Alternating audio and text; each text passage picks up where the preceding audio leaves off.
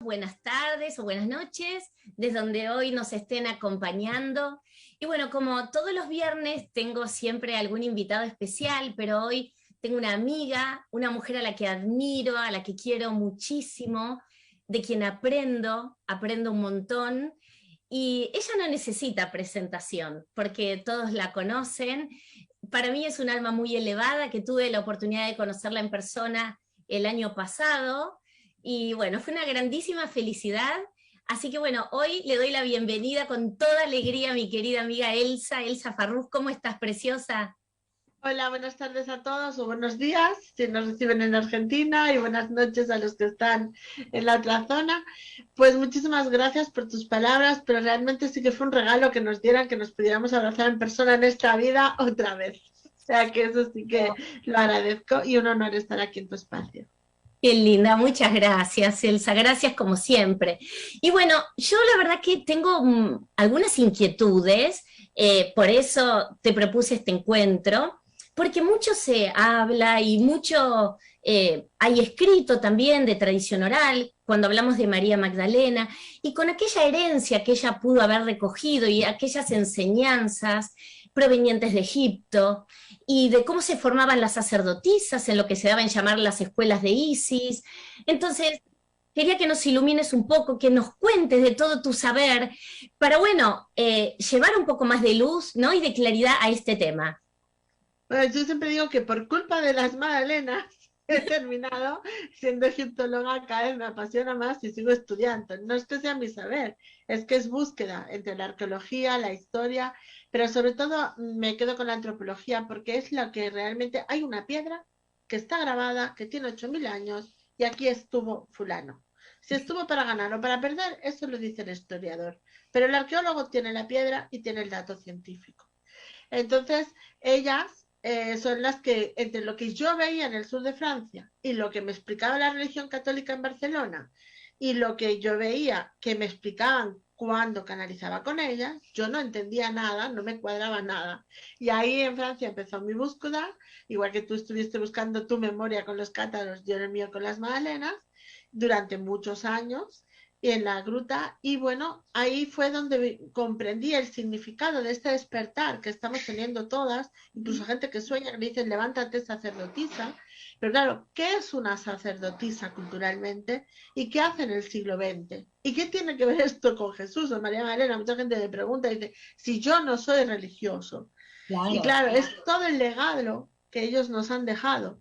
Y por eso es importante comprender que en el antiguo Egipto, que fue un poquito como si dijéramos el nacimiento de la tierra otra vez, después de Lemuria, dicen los antiguos pueblos nubios, que quedó todo inundado.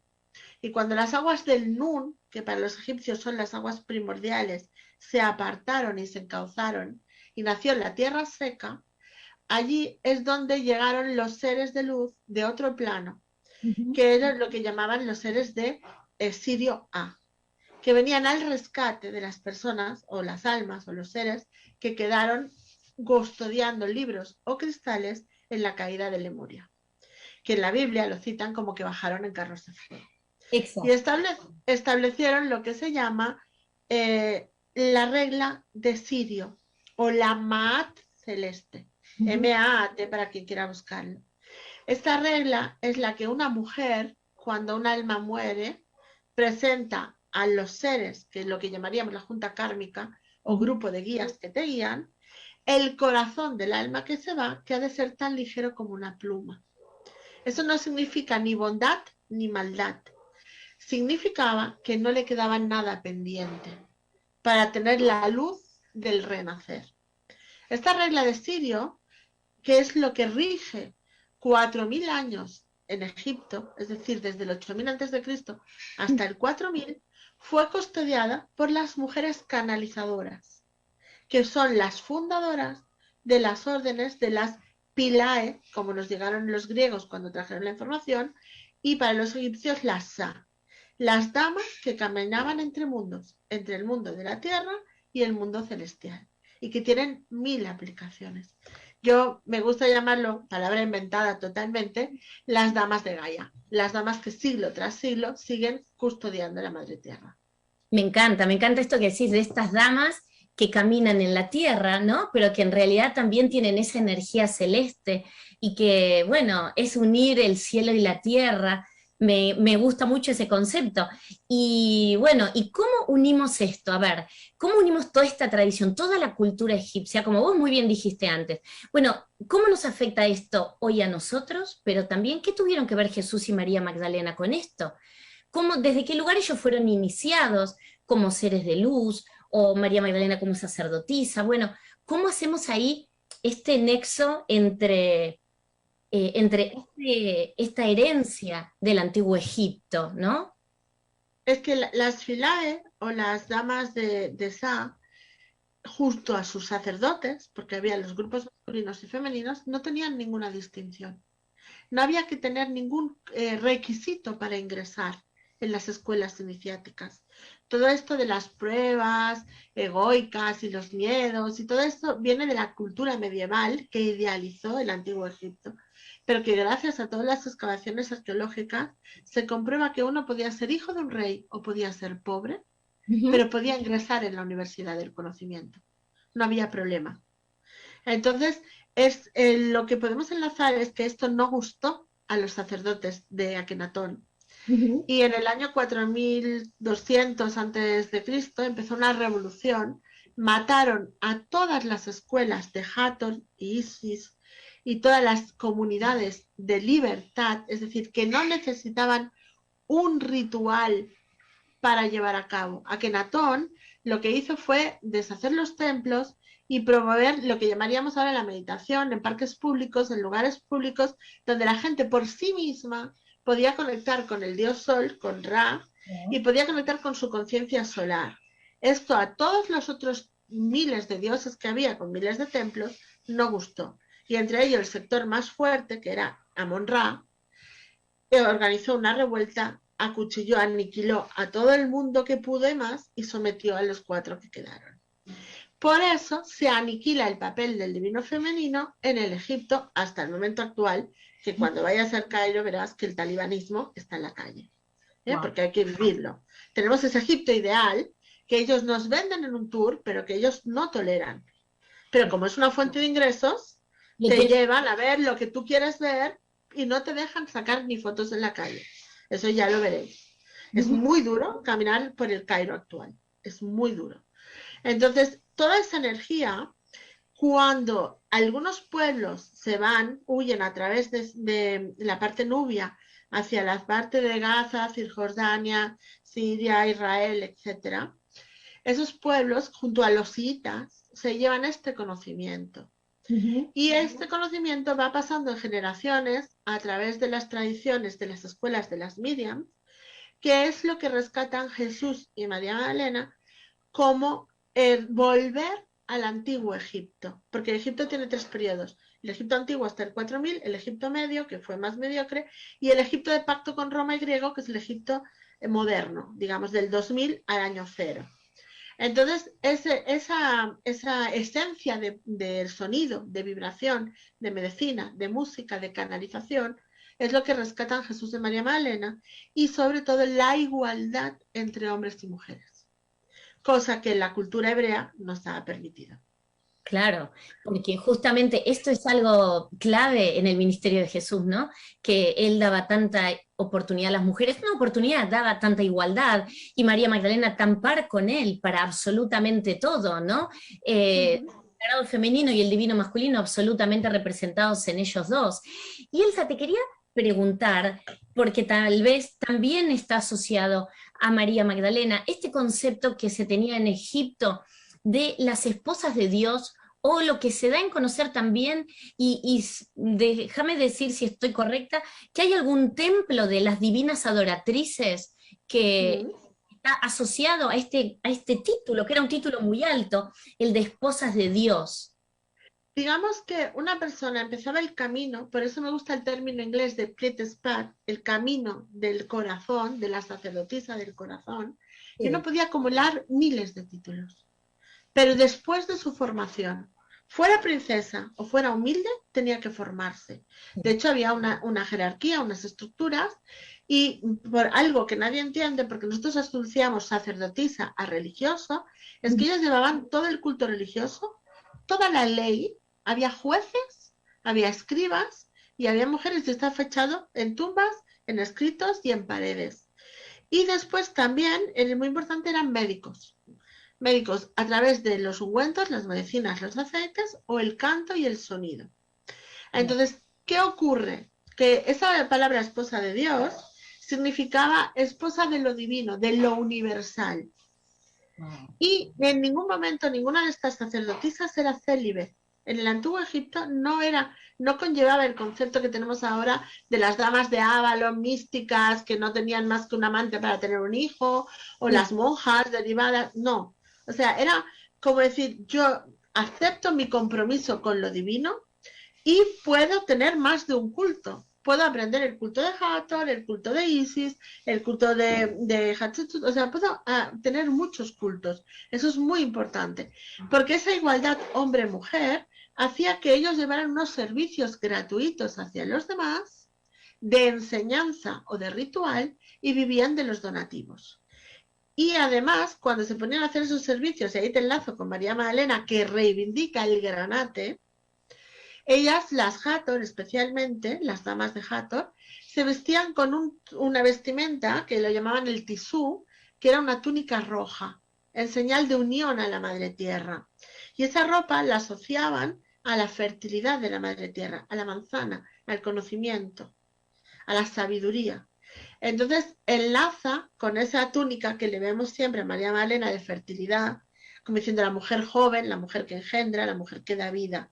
Pero para ellos era muy importante el matrimonio sagrado. Por eso es la esposa de Dios, el esposo de la divina. Existían los dos títulos, que sería un poquito lo que conocemos como las bodas de Canaán. Pero no Exacto. vamos a meternos ahí porque da para otro programa. Claro, es para otro programa, pero estoy fascinada escuchándote porque me vienen muchas cosas a la cabeza. Primero, todo lo que hablas de la igualdad hombre-mujer, que también se me va a los cátaros, porque es exactamente el mismo concepto. Recordemos que, a ver, el movimiento cátaro que buscaba un retorno al origen primitivo del cristianismo y en realidad volvía a las bases del judaísmo de Jesús y de María Magdalena.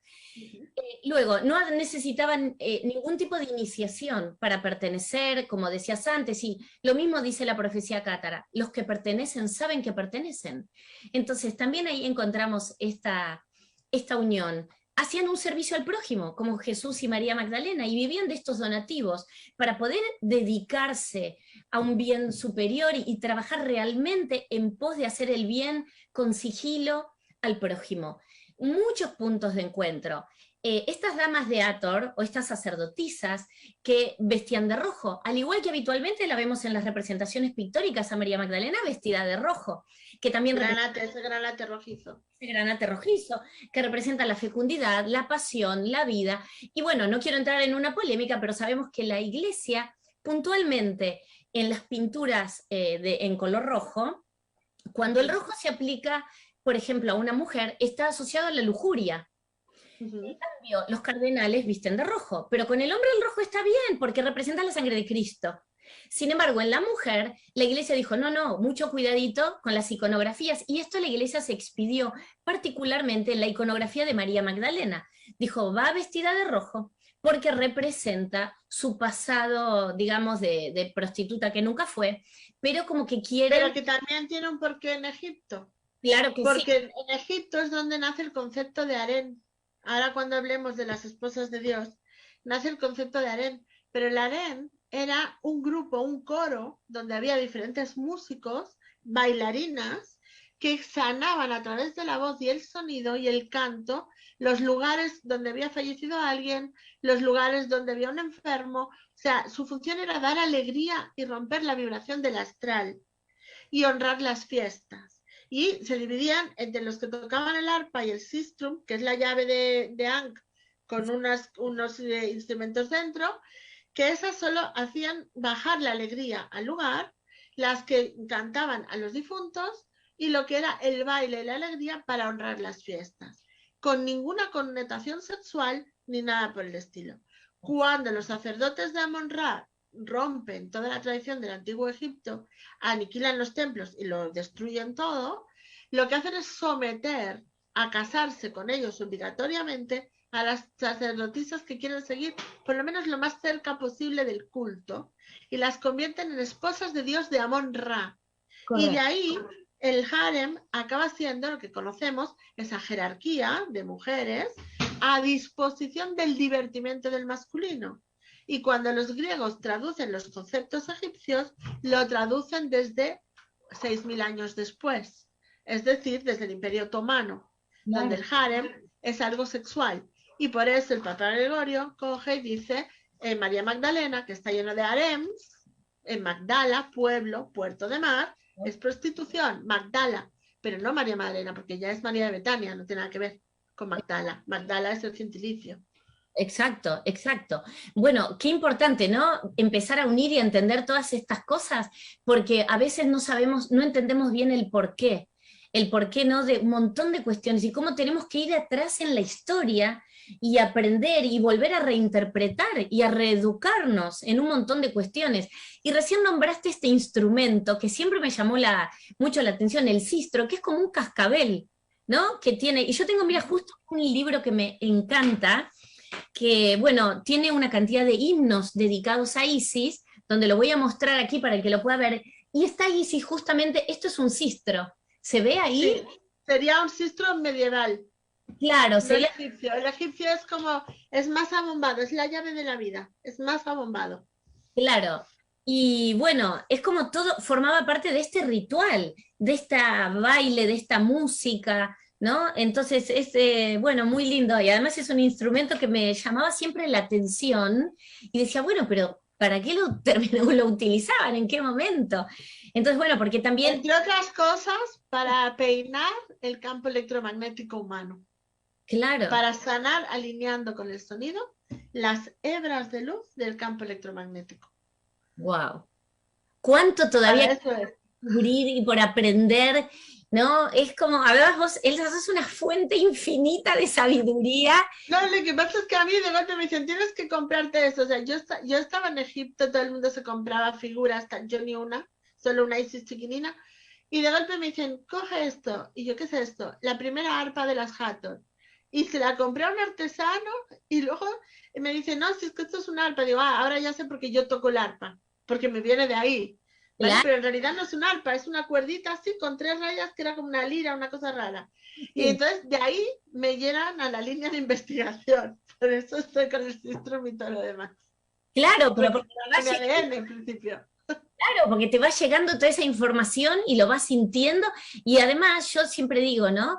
Que tal vez, a ver si vos coincidís conmigo, estamos en un momento en el cual prestarle mucha atención a nuestra intuición nos va a llevar también por el camino espiritual y nos va a llevar a recordar cosas tal vez de vidas pasadas. Porque en verdad donde uno resuena con algo o donde decís, bueno, esto verdaderamente lo intuyo algo fuerte, o tenés como ese palpitar cuando pasan determinadas cosas, entonces bueno, ahí, perdón que está entrando, ahí está, justo una llamada, no sé, son cosas que realmente nos elevan más la conciencia y nos acercan más a cosas que tienen que ver con nuestra alma, Por ¿no? eso es muy importante rescatar ese concepto de la esposa de Dios, porque una esposa de Dios, entre otras cosas, era médico, era escriba, hablaba como mínimo 5 o 6 idiomas, y algunas llegaron a jefas de justicia y maestras instructoras de universidad y de pensamiento, para hombres y mujeres. Entonces, ellas tenían esa función de hablar en oráculos. Y esas eran las que ya daban clase a otras generaciones, era lo que llamaban la esposa de Dios. Pero eso se transforma cuando en la dinastía 11 y 12, a partir de Nefertaru, que no es Nefertiti, Nefertaru es la madre de Hatshepsut y de Agepotet, porque los nombres se las trae, Muy ¿vale? difíciles, debe ser por eso que me cuesta tanto la historia del Antiguo Egipto, porque los nombres son tan difíciles de recordar, que bueno, Cuando empieza, o sea, Akenatón es libertad, pero su hijo, el que nos gusta tanto, que todo el mundo está con la famosa máscara de oro del hijo de Akenatón, ¿vale? Él aniquila toda la sabiduría. Él es un niño, él mata a todo el mundo y lo que hace es que muere la sabiduría libre y ya nace bajo sumisión de jerarquía. Y ahí pasa el título a ser esposa de Dios de Amón-Ra. Y pasa todo el poder de Tebas a Luxor Oh, y a wow. Karnak. Y a partir de ahí hay un solo Dios, Amón-Ra. Los demás son súbditos de Amón-Ra y tú eres súbdito mío por gracia de Amón-Ra. Y ahí es donde las antiguas esposas pasan a ser célibes, porque las guardan como moneda de intercambio de poder, Claro, las esposas de Dios. Y ahí es donde la auténtica sacerdotisa huye, pero si hay gente que tiene visiones o regresiones, que se ve huyendo con libros a la montaña y funda oráculos para que no se pierda el conocimiento, ni la medicina, ni lo que es la actual fitoterapia, la medicina con plantas, lejos de ese monopolio de Karnak, que es quien está mandando lo que se puede y lo que no se puede. Sobre todo después de Ramsés II, ¿de acuerdo? Entonces, eso ya pasa a ser una esposa de Dios, quiere una responsabilidad para con un hombre y ya es como un título de duquesa, marquesa, ya pasa a ser algo más social que místico. Por claro. eso son dos separados muy importantes. María Magdalena y Jesús lo que hacen es restaurar este concepto del antiguo Egipto para que vuelva el oficio de la esposa de Dios, que era el júbilo, la alegría, los ritos de purificación y las ofrendas. Y esos ritos de purificación es lo que crea, para cambiarle el nombre y que no las puedan reconocer, en base de ser las escuelas de sacerdocio a las escuelas de Isis. Y pasa a ser el título de las Miriam. Y de las Miriam, cuando ellas hacen ritual de purificación, pasan a tener lo que conocemos la virginidad, inmácula, sin mácula. No virginidad de no tener hijos, sino el concepto de ahora que voy a oficiar un responso, un bautizo, pues ellas tenían todo un ritual, ducharse, lavarse, depilarse, todo, para estar cero memoria de ADN, porque el pelo se asociaba a las antiguas memorias de ADN, para entrar en punto cero, en punto neutro. Y de ahí nacen los templos de agua, de piscina cuadrada, que conservamos tres maravillosos. Uno, al que fue María Magdalena, al que fue a buscar refugio, que es el templo de Nimes, en el sur de Francia, y el templo de Marsella, que está actualmente bajo el Bieport, enterrado, y que, bueno, salieron algunos restos y no saben si excavar o no excavar porque el peso de los yates actuales pesa mucho más que la historia. Bueno, Vamos a ser francos, ¿no? mismo en Pero entonces, en todos ellos existe lo que se llaman las capillas rojas, es decir, paredes con Ajá. ornamentación orgánica, una piscina cuadrada con 4 pilares que representan los ancestros por parte de padre y madre, y una pequeña piscina, la más conocida es en Deir al-Medina, en Egipto, que es la capilla roja de Hatshepsut, donde ahí podemos leer en la pared, que es el concepto que llamamos el libro de los muertos. En Egipto es lo que está escrito en la pared, porque cuando alguien moría se escribía todo lo de la época. Y gracias a eso hemos podido leer toda la historia real, no la fabulada del siglo XIX por los ingleses, ni la de los griegos, que no querían competencia. Voy a tener que mirar este programa muchas veces para aprender, para que me queden los conceptos, porque es mucho, es apasionante toda la información. Bueno, ya me avisan que nos estamos quedando sin tiempo. Voy rápida, solo lo último que tú me pediste. Vamos. Cuando una mujer toma ese baño para entrar en canalización, en medicina, en ritual, etcétera, es cuando coge el grado de divina adoratriz. Es Bien. decir, un título que pasa de madres a hijas a partir de la dinastía de Ramsés III, que es las damas de Isis o las damas de Hathor, que nacen sin imposición de la familia y se ofrecen voluntario para lo que sea, ser médico, juez, escribano, cantante, lo que quieran, y que además van a regular la justicia de la Maat celeste, la justicia de Sirio, o sea, no volver a cometer abuso de poder. Este es el corazón libre como la pluma, no el bien o el mal, sino que cuando bajaban los seres de Sirio una vez al año, el faraón tenía que mostrar que seguían respetando el libre albedrío del ser humano. Cosa que ya digo, después de Akenatón se acabó. Tutankamón, su querido hijo, la lió y lo terminó. Entonces, por eso la divina Adiratriz es una esposa de Dios que durante un mes se ofrece al servicio voluntario para la Madre Tierra. ¿Vale? Una de las más conocidas sería Amenhotep Nefertari. Esa sí que es la Nefertiti que nos gusta tanto, la mujer de Akenatón, ¿no? Y por eso esos baños en los estanques cuadrados son muy importantes, ¿vale? Y nos quedan 3 magníficos. Uno en Lugo, en la capilla de Santa Bárbara, es un camino, es algo fuera de normal. Lo descubrieron, al perforar la capilla, se hundió el suelo y descubrieron todo el templo de Diana, que era donde los romanos ocultaron el culto a Isis. Está el otro en Mérida y está el otro en Nims. Están impecables y es como si fueran cápsulas del tiempo para quien pueda ir a verlo. Claro, y simplemente hay que llegar a la oficina del pueblito en Lugo y decir, me gustaría verlo, y sale un señor con una llave y te lo abre. No hay más. Qué belleza eso, porque también, a ver, en Magdala, esto en hebreo se llama mikve, son estas pequeñas como piletitas donde se hacían antiguamente y se siguen haciendo en las sinagogas, acá también. Si quieres la podemos enseñar, la de Lugo. A ver, me enseñemos. Con tu permiso compartimos. Ahí está, perfecto. Exactamente. Son las aguas del Nur, las aguas puras del agua luz plasma del universo que genera la vida, la madre naturaleza y los pilares ancestrales. Aquí solo hay 2 porque la hice de lado para que se viera el cuadrado.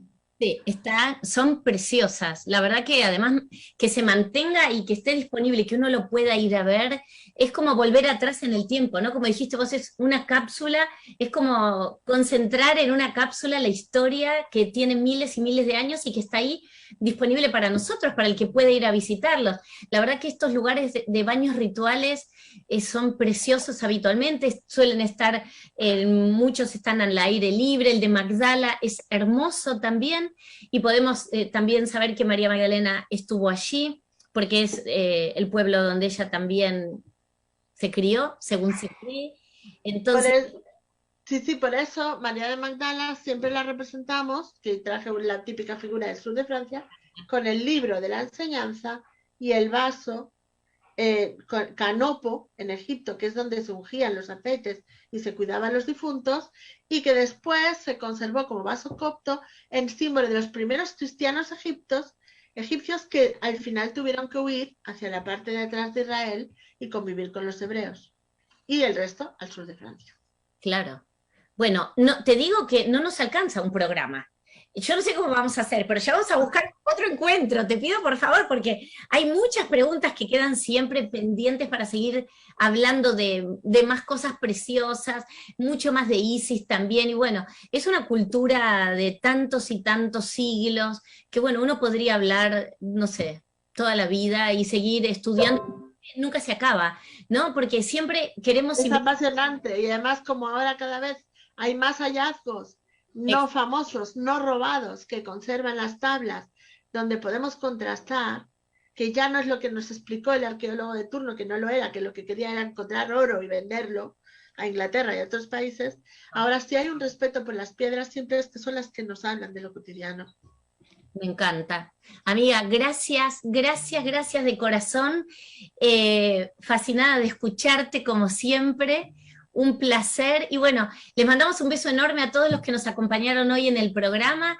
Y bueno, un beso muy grande, Shabbat Shalom para todos. Y gracias, Elsa, de mi corazón, por toda tu sabiduría, por seguir estudiando y por poner en el universo tanto amor y tanta luz para que todos nos podamos nutrir de tus conocimientos. Gracias, gracias de corazón. Gracias a ti, Marisa, gracias a Radio Mantra y gracias a todos los que estuvieron con nosotros. Y si sienten el llamado, simplemente es ofrecer lo mejor de ellos mismos a su comunidad.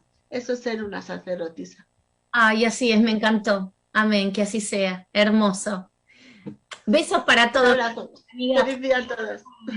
Chao.